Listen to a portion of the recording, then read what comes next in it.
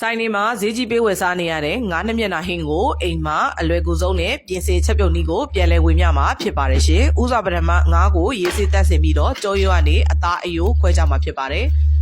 ။အသားလေးနဲ့အယိုးလေးရလာပြီဆိုလို့ရှိရင်တော့ကြက်သားမုတ်ကလေးအနှဲငယ်အချုံမုတ်ကလေးအနှဲငယ်နဲ့နှစ်မျိုးစလုံးကိုနှက်ထားပေးပါဖြစ်ပါတယ်။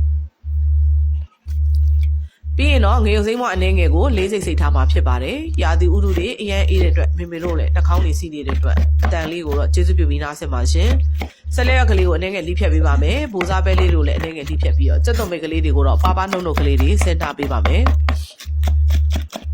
စတန်နက်လေးကိုလည်းအနှဲငယ်လိဖြတ်ပေးပါမယ်ရှင်။ပြီးရင်တော့ပြောင်းမှုသေးသေးလေးတွေတော့ခက်ကြမ်းကြမ်းလေးတွေလိထားပေးပါမယ်။မုံလာဦးနီလေးတွေကိုလည်းနှုတ်နှုတ်ကလေးတွေစင်ထားပေးပါမယ်။အချင်းရတာအတွက်ကတော့ခရမ်းညီလေးတွေကိုလေးစိတ်စိတ်ပေးပါမယ်ရှင်ဒီနေရာမှာဆော့က2မျိုးချက်ရမှာဖြစ်တဲ့အတွက်ကြောင့်မလို့တော့ပြီးတော့လည်းနဲ့အမြင့်ကလေးတွေကိုတပြားရိုက်ပါမယ်ငယ်သီးစိတ်လေးတွေပါပါနှုတ်နှုတ်လေးစီးပြီးတော့ကြက်သွန်လေးကိုလေးစိတ်စိတ်ထားပါမယ်စကလင်းလေးအနည်းငယ်ကိုလည်းပါပါလေးတွေထိထားပေးပါမယ်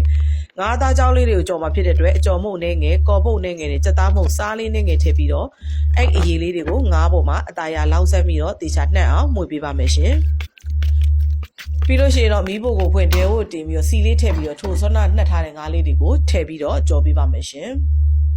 ဒီနေရာမှာမီးအရင်ပြင်းစရာမလိုပဲအလဲလက်ကလေးနဲ့နှိပ်ပြီးတော့ကြော်လို့ရပါတယ်ရှင်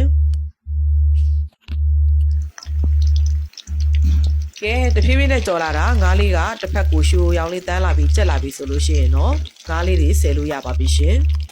အယိုးကိုကြော်မှာဖြစ်တဲ့အတွက်ကြောင့်မလို့စီတဲ့ကိုကော်မုံနှဲငယ်ထည့်ပြီးတော့ငါးရိုးလေးကိုထည့်ပေးပါမယ်ရှင်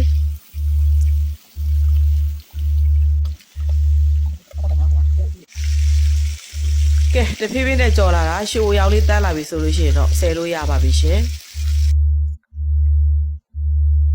ကဲဆော့ချက်ပါမယ်စီလေးနဲ့ငယ်ထည့်ပြီးတော့ကြက်သွန်လေးကိုကျွန်းကြော်ပါမယ်ပြီးလို့ရှိရင်တော့ဘိုးစားပဲလေးအနှဲငယ်မုံလာဥနီအနှဲငယ်ပန်းပွင့်အနှဲငယ်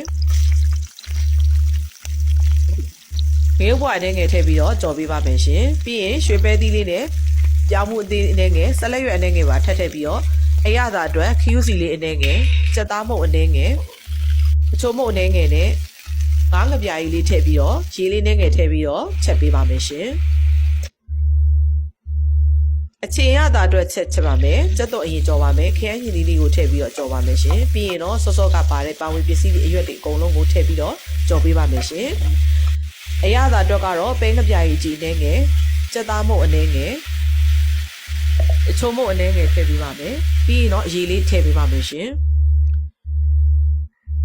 အသီးရွက်ကလေးနဲ့နွမ်းလာပြီဆိုရင်တော့ငရုတ်သီးစိမ်းလေးအပေါ်အုပ်ပြီးတော့တံမယာရေးလေးဖြန်းပြီးရင်အိုးချလို့ရပါပြီရှင်ချေရတာဆော့အတွက်ပါ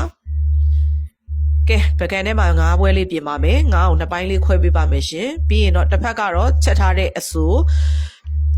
ချိုချက်ထားတဲ့ရွက်ကလေးကိုထည့်ပြီးတော့အုပ်ပေးပါမယ်ရှင်